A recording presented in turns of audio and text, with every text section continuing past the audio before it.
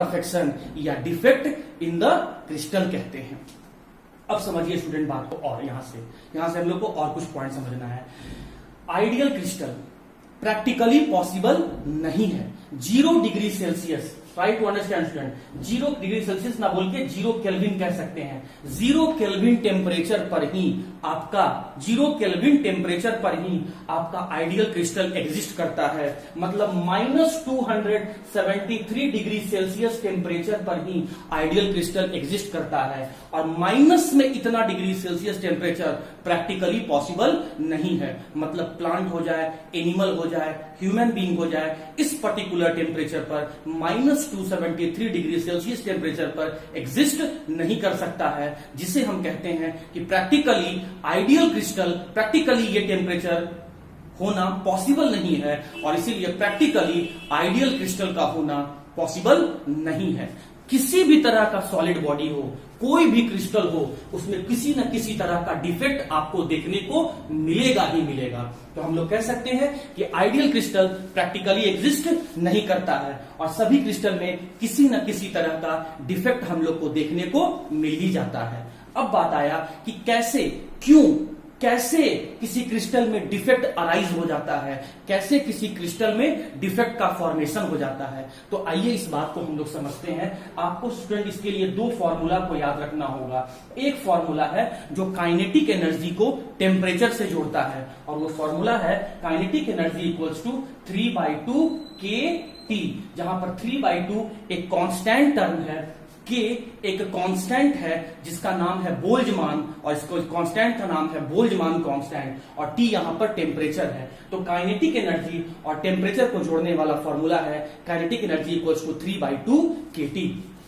दूसरा फॉर्मूला है student kinetic energy को वेलोसिटी से जोड़ने वाला, that is kinetic energy equals to 12 mv²। अगर आप इन दोनों फॉर्मूला पे गौर करेंगे तो काइनेटिक एनर्जी और टेम्परेचर में डायरेक्टली प्रोपोर्शनल का रिलेशनशिप है, क्योंकि आप जानते हैं कि इक्वल टू और कांस्टेंट टर्म को हम हटाएंगे तो एक प्रोपोर्शनल का साइन आता है। यहां भी वही देख लीजिए, हाफ जो है ये कांस्टेंट टर्म है। अगर क्रिस्टल का मास अगर फिक्स है तो मास भी कांस्टेंट हो गया, तो वेलोसिटी और काइनेटिक एनर्जी में एक डायरेक्टली प्रोपोर्शनल का रिलेशनशिप हुआ। इसका मतलब क्या हुआ, वेलोसिटी अगर बढ़ाएंगे तो काइनेटिक एनर्जी बढ़ेगा, या हम कह सकते हैं टेम्परेचर अगर बढ़ाएंगे तो काइनेटिक एनर्जी बढ़ेगा। अब समझिए क्या होता है स्टूडेंट, इस आइडियल क्रिस्टल को, मतलब ऐसा क्रिस्टल जिसमें पार्टिकल हर एक लैटिस पॉइंट पे प्रेजेंट हो और उनके सजने का क्रम फिक्स हो, तो इस आइडियल क्रिस्टल कहते हैं। अब इस आइडियल क्रिस्टल को हम लोग क्या किए, एक बर्नर के हेल्प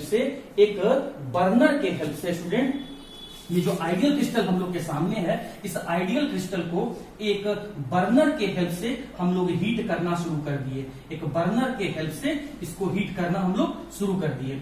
तो जैसे ही आप इस क्रिस्टल को हीट करना शुरू कर दिए तो इस क्रिस्टल में आपको क्या ऑब्जर्व होगा कि इस क्रिस्टल का टेम्परेचर बढ़ते चला जाएगा, और जब क्रिस्टल का टेम्परेचर बढ़ेगा तो इसका मतलब यहां मौजूद जो पार्टिकल हैं उनका काइनेटिक एनर्जी बढ़ेगा, और जब काइनेटिक एनर्जी उनका बढ़ेगा, ध्यान दीजिए, आपने क्रिस्टल को हीट करना शुरू किया तो टेम्परेचर बढ़ा तो काइनेटिक एनर्जी बढ़ा, काइनेटिक एनर्जी बढ़ा तो ध्यान दीजिए, काइनेटिक एनर्जी जो आपका बढ़ा, उस काइनेटिक एनर्जी के बढ़ने से वेलोसिटी बढ़ने लगेगा। मतलब जो पार्टिकल का है वेलोसिटी इंक्रीज करेगा, हम कह सकते हैं कि मोबिलिटी बढ़ने लगेगा, पार्टिकल मोबाइल हो जाएगा, मतलब मूव करने का टेंडेंसी उसका बढ़ जाएगा, और मूव करने का टेंडेंसी अगर बढ़ गया तो वो अपने लैटिस पॉइंट को छोड़कर क्रिस्टल से बाहर चला जाएगा, और हमें क्रिस्टल में वॉइड्स का फॉर्मेशन देखने को मिलेगा। तो हुआ क्या कि जब हम लोग किसी भी आइडियल क्रिस्टल को हीट करते हैं या उसमें मैकेनिकल डिस्टरबेंस प्रोड्यूस करते हैं, मैं फिर से बोल रहा हूं स्टूडेंट,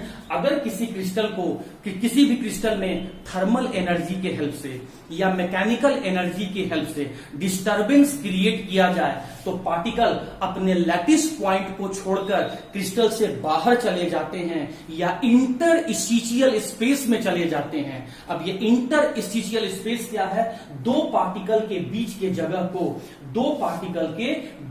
जगह को स्टूडेंट हम लोग इंटरस्टिशियल स्पेस कहते हैं।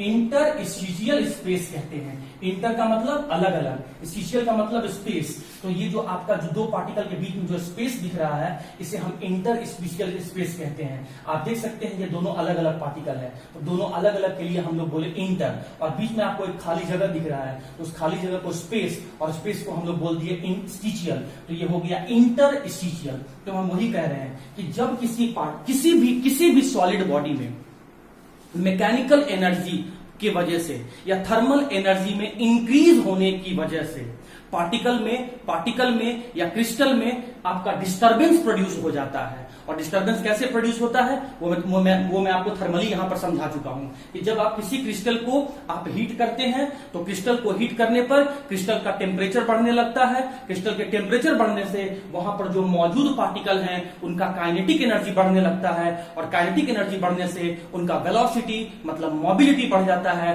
वो मोबाइल हो जाते हैं। और जब वो मोबाइल हो जाते हैं तो वो अपने लैटिस पॉइंट को छोड़ देते हैं। वो लैटिस पॉइंट को छोड़कर या तो क्रिस्टल से बाहर चले जाते हैं या फिर इस इंटरस्टिशियल स्पेस में आकर बैठ जाते हैं। और पार्टिकल का लैटिस पॉइंट से हटकर पार्टिकल का, देखो आप देख सकते हो पार्टिकल यहां पार्टिकल मौजूद था, लेकिन पार्टिकल यहां लैटिस पॉइंट से हटकर कहां चला आया, इंटरस्टिशियल स्पेस में चला आया। तो पार्टिकल का थर्मल एनर्जी के कारण से या मैकेनिकल एनर्जी के कारण से, थर्मल एनर्जी में डिस्टर्बेंस होने के कारण से या मैकेनिकल एनर्जी में डिस्टर्बेंस होने के कारण से पार्टिकल अपने लैटिस पॉइंट को छोड़कर इंटरस्टिशियल स्पेस में आ जाए, या पार्टिकल अपने लैटिस पॉइंट को छोड़कर क्रिस्टल से बाहर चला जाए, तो पार्टिकल में हमें इररेगुलरिटी देखने को मिलता है, डिसऑर्डरनेस देखने को मिलता है, इम्परफेक्टनेस देखने को मिलता है, और हम कहते हैं कि जो क्रिस्टल है वो आपका डिफेक्टिव क्रिस्टल है। तो हम लोगों ने यहां से क्या क्या समझा, क्रिस्टल का मतलब सॉलिड बॉडी, डिफेक्ट